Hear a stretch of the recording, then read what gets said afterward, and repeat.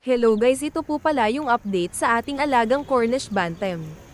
Sa video po pala nang ipapakita ko po yung kung anong vitamins po ang gamit natin sa atin mga alagang manok. Meron po tayo dito Vitamin Pro, yung shampoo na ginagamit natin pampaligo sa ating mga alagang manok. At itong para sa anti-malaria kasi medyo maulan ngayon medyo marami yung mga lamok, kung mapapansin nyo, pero na rin po silang mga balahibo at medyo may kalakihan na rin na konti mula sa atin mga naunang mga video. Salamat po, magandang araw.